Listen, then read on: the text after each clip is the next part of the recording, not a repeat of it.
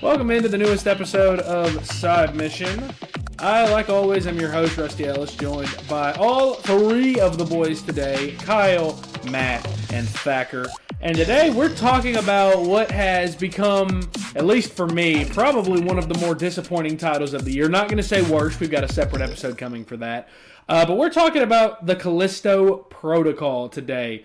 I guess... And someone correct me if I'm wrong on this. Is this supposed to be the spiritual successor to Dead Space, or was it just the fact that it was made in a similar likeness? I want to say it's a spiritual successor, honestly. I mean, it's... Is that what we think? First from Digital Games, yeah. Okay, that's fair. I mean, if that's what it is, then that's what it is. That's fair. I feel like, to start, we should just give what things we think work in this game, because this is a hard game to talk about. It's kind of like Sonic Frontiers in that aspect. In that there are things that work, and there are things that come nowhere close to working. I'm going to be upfront and honest about how I'm going to be this episode right now. I despise this game. I really do not like this game, and I don't think that any of you three liked it that much either, but I'm only going to speak for myself here. I did not like this game, however, I'm going to be objective, and I'm going to give the game its due credit. So Kyle, we're going to start with you, my man. The best thing about this game, I think me and you have both said this, is the atmosphere. The atmosphere and the environment of this game really is probably the best part of this game. Yes, they did a great job world building. Every area, I did enjoy looking around, exploring.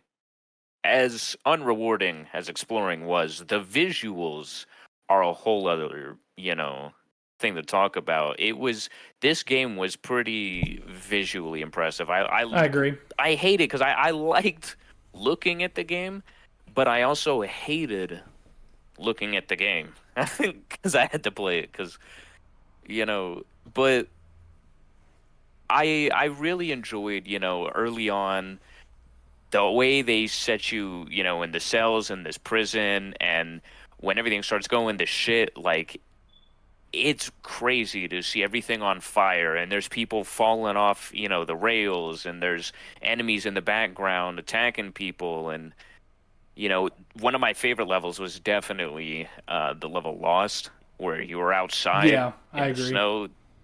There was so much to look at there, and it really felt like you were in a different area, and it did not have the Scorn effect where it was every single level looks just blended together. Yeah, I agree. I think that this game does a good job building that horror vibe. I think that at a point it does become a little over-reliant on jump scares, and the worst part of the jump scares is that there are some of them that you see coming from a mile away. So, for example, in one of the later levels, I think this is the tower. I think this is the last level. There's a couple hallways where you see like these aliens or these bodies on these gurneys. And the first time I came across them, I said, I already know for sure one of these is going to jump at me. Took 3 steps forward, and sure enough, one of them jumped at me. But other than that, I feel like the atmosphere, the vibe of this game is very much in check. I think there's a lot of things it does well. I think the moments where you do go outside, I think it really does build this vibe and give you the feeling of this is an inhabitable...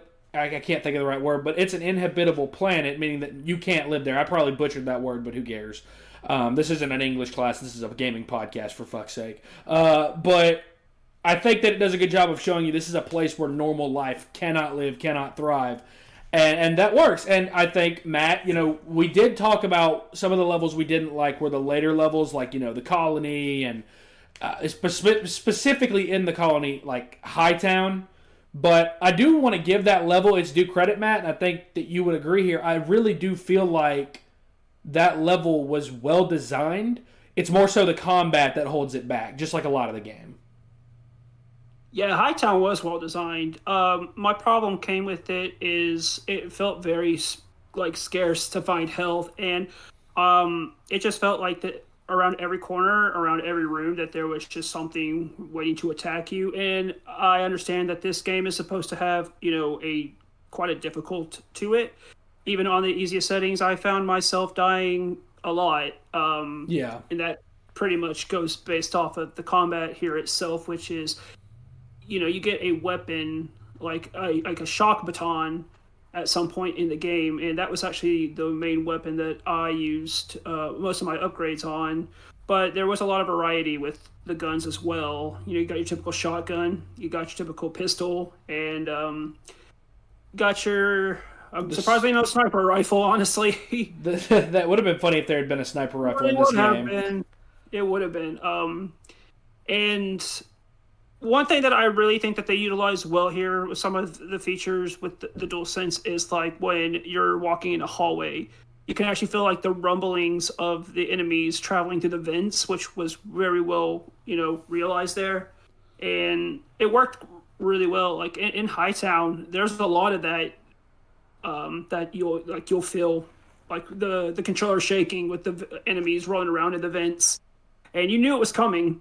And after you collected the key card that you needed to take the elevator out of Hightown, on my way back, it was just they're just throwing enemy after enemy. I go back down the ladder, like I cleared up the room before going off onto a different area, and I go down that ladder to the lower areas, and it's just filled up with enemies again, and I'm low on health. And I think that the game does a really good balance between wanting to use stealth and wanting to have you actually, go in combat, because you really got to think about it, and you got to really think about using, your melee weapon or using your weapons. And I think that they did a good combination of that when you're in the middle of a combo, and you're able to get like one or two hits, and then it gives you like a little reticle marker to indicate that you can shoot, which comes in handy with the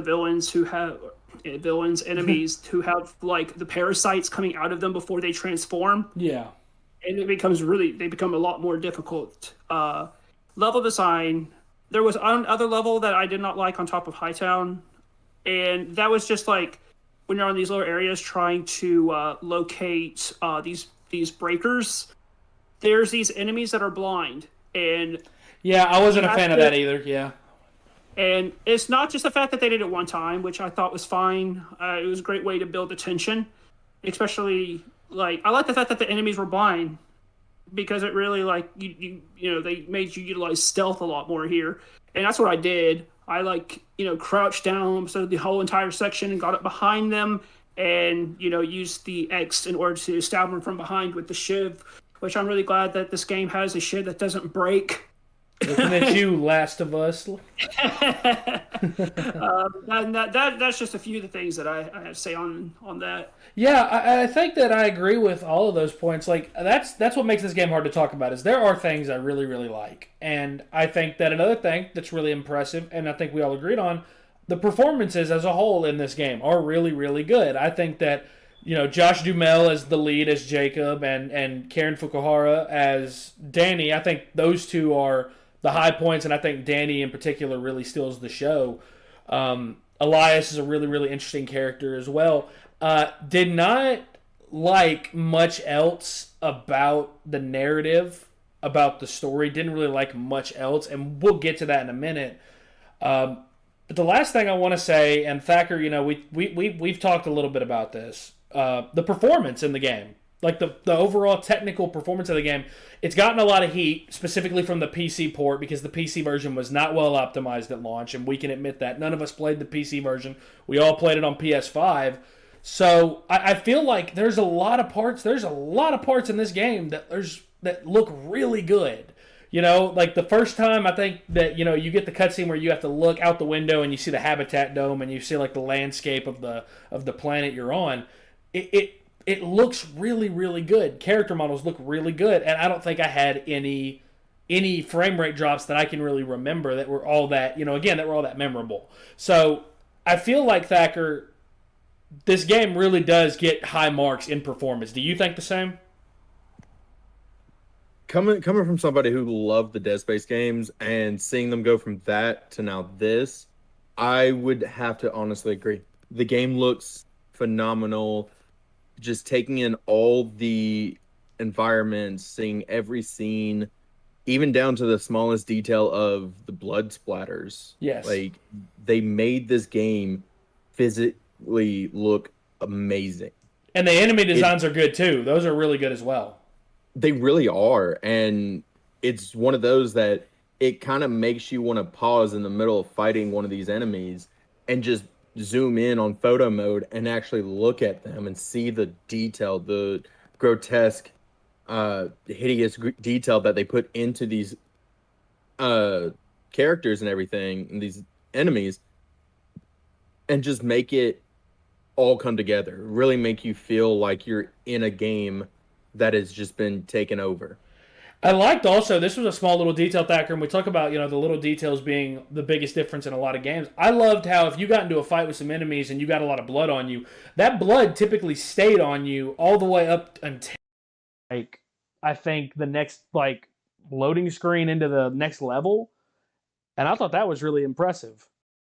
It was, and not only that, but from where the water slide portion of the game, where you're in essentially a sewer, even still, you have all the sewage and muck and everything on you as well until Yeah. your next cutscene, and it really just drives home on the performance of how good a game can look. Oh, for sure. I think 100%. I think the most memorable part of this game is the pipe slide.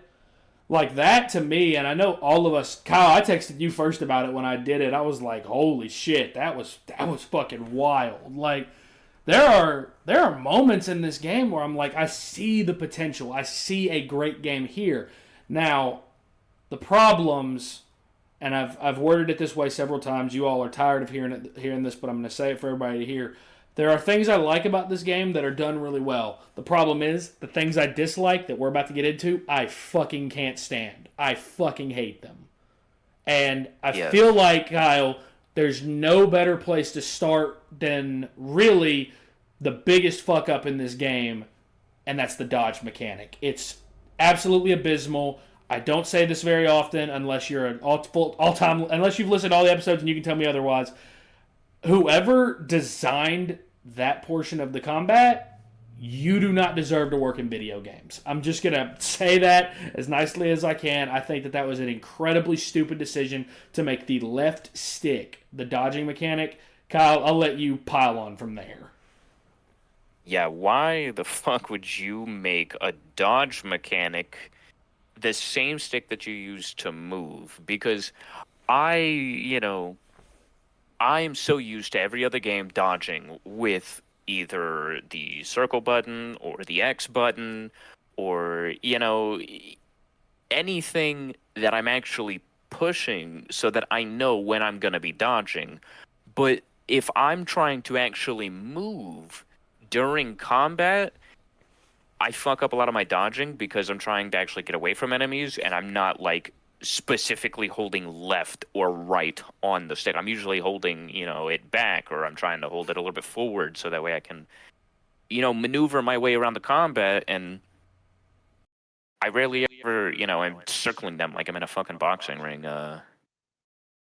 The dodge mechanic was probably the worst part of this game. I have to agree that the things that are bad about this game, I hate them. Yeah, it's just a lot of the problems with the combat you can trace back to the dodging. That's the other thing. Yeah. Like I feel like there are moments in this game that are more unfair than any Souls game I've ever played. And we just got done with Elden Ring earlier this year with Melania.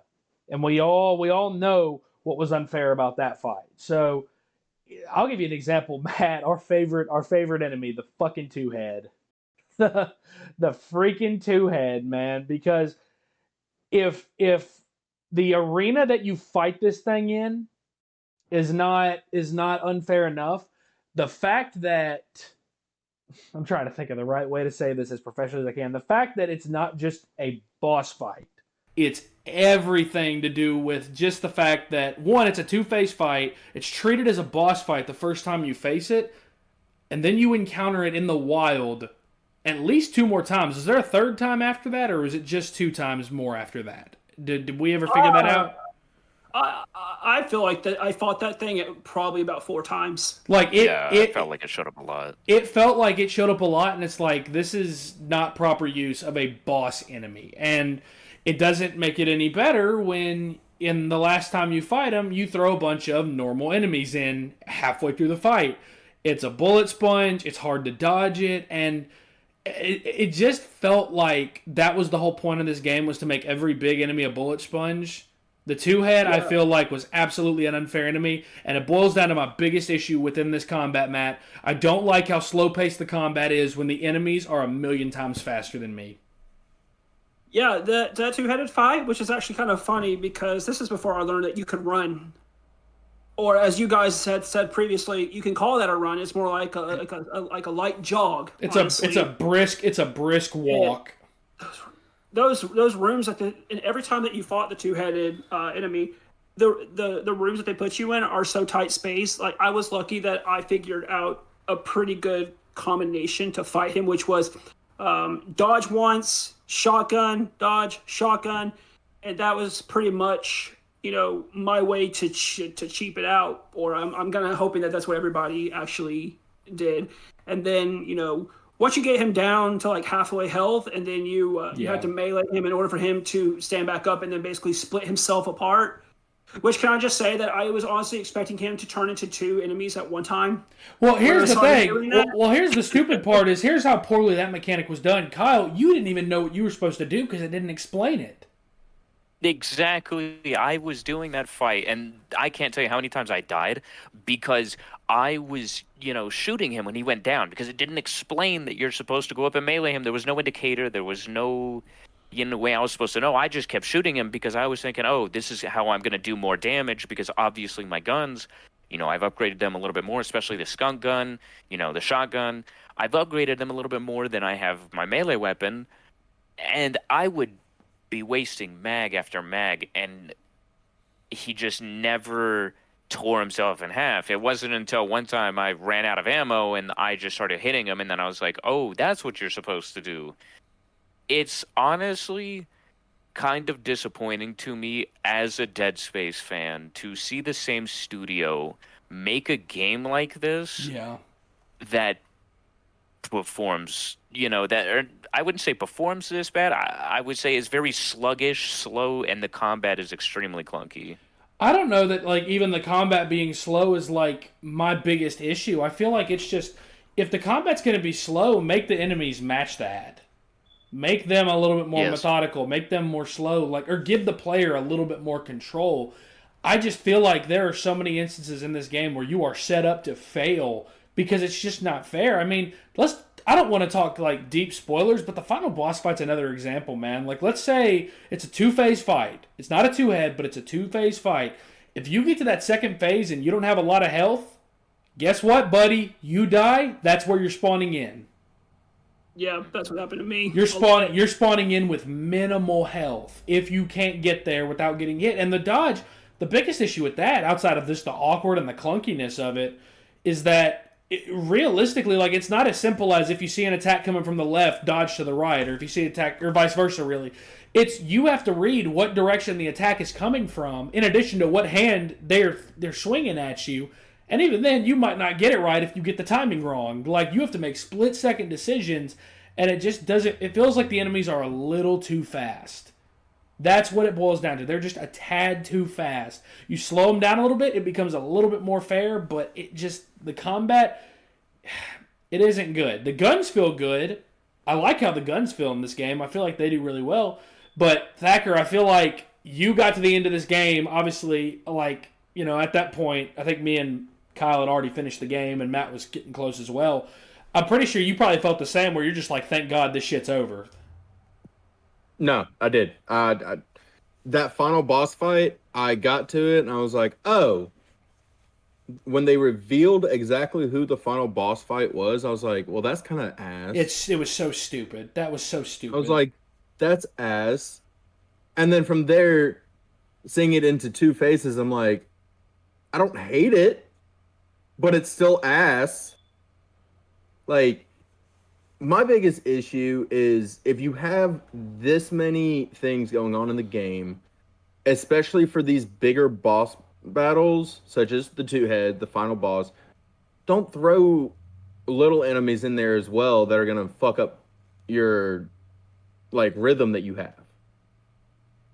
Yeah, Like, I just that to me is the biggest bugaboo I have with games. If you're gonna have a hard boss fight, giving them little minions as well, so stupid. I hate it. especially when, like you guys were talking about with the two head, there's one part that I think it was the one you fight while in the colony. I died to that thing 6, 7 times because it threw one or two little guys in there, and I'm like, this would be something easy, or at least a bit of a challenge if you didn't throw those in there. But the second you throw those guys in there as well, it's like, the fuck am I supposed to do? Let the big guy hit me 3 times and kill me just to kill the little guy, or what? And with the final boss fight, granted, the enemies they throw in there not only help a little bit, but they're just more annoyance than anything. Yep, and I agree that like Matt brings up a good point that that's some of the only way to get health in those fights. But in those moments, I've very rarely even found myself thinking about them. They just felt like more of a nuisance than anything. So the combat in the game, I will say, because there was a tweet that Kyle shared earlier that said that when you finally get it down, it makes a little sense, and the flow of combat isn't like terrible. But the problem is, I just feel like it takes forever to find its mark, and by the time it does, you're kind of just ready for this game to be over. So before we round this episode out, I kind of want to talk about the other big issue in this game, and that's the story. The story in this game is very, very rough, and it's borderline corny. It's borderline corny. Like, I don't think that Josh Duhamel does a bad job. I think he does a really good job with what he's given. I think, again, Karen Fukuhara is the star of the show as Danny. I don't know who Elias is voiced by, but I think he does a really good job as well. The story of this game is so predictable. There doesn't feel like there was much effort put into writing this, because the quote-unquote twist that your character had something to do with Europa the entire time, obvious from a mile away. It's obvious from a mile away. And it's even hinted at when, you first team up with Danny, you go to the crash site and you find like that thing that he's like, oh, this is medical supplies. And it doesn't really even show you what's in there. It kind of just has them pick something up out of it and says, oh, that's medical supplies, when it's not. It also does the over-reliance on jump scares in the story as well, like when they keep bringing back Max, the character that dies in the beginning, annoying as all hell. It didn't work. It doesn't set up a good environment. And Kyle, I'm going to you for this to round us out, because me and you both agreed this is the worst part of the story. The fact that all of this happened because, and I quote, we thought that this would be the next phase of human evolution. That is so fucking corny. That's borderline cringy. Yeah, that was really bad. How many times have we heard that being the excuse? Like, I think if you would have just had the warden be a madman and be like, oh, I just wanted to kill everybody, it's better than, it's for the better of mankind so we can survive on Mars. But like, here's the thing.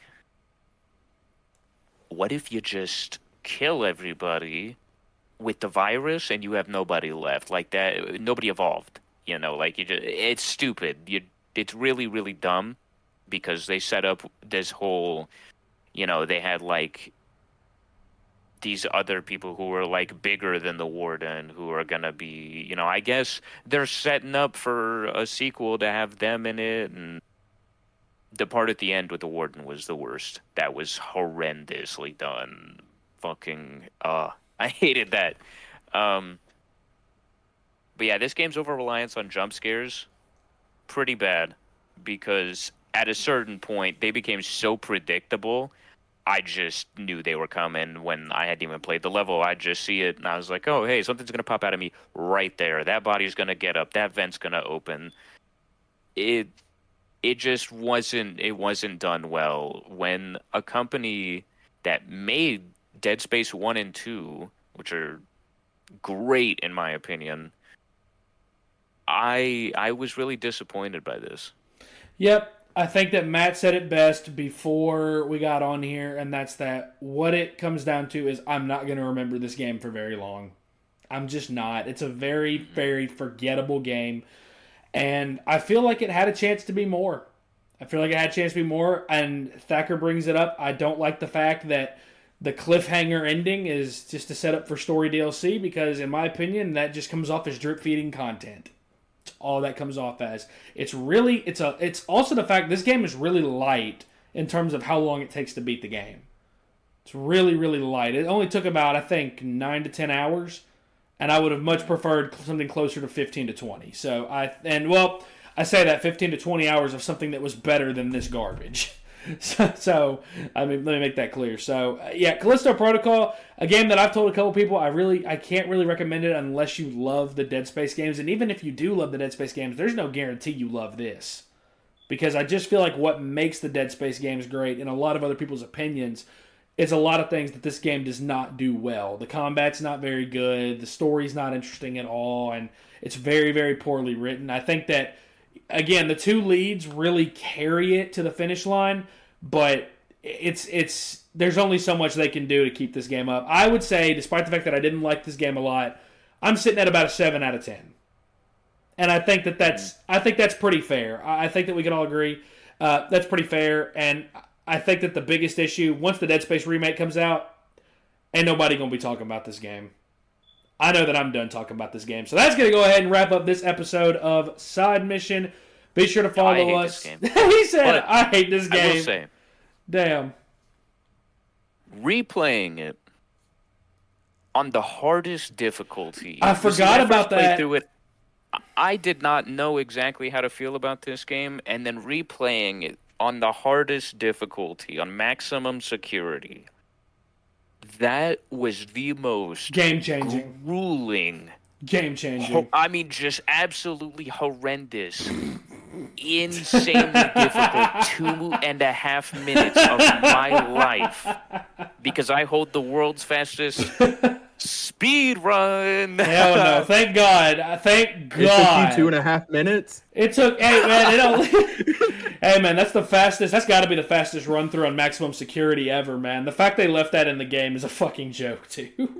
And the fact that all 4 of us beat the game on maximum security like that. Heavy air quotes around that. So, that joke aside, that is actually going to wrap up this episode of Side Mission. Be sure to follow us on Twitter at Side Mission Pod. You can check us out on Facebook at Side Mission Podcast. Same thing for TikTok. For all the boys, for Kyle, for Matt, for Thacker, I'm Rusty. Thanks for listening.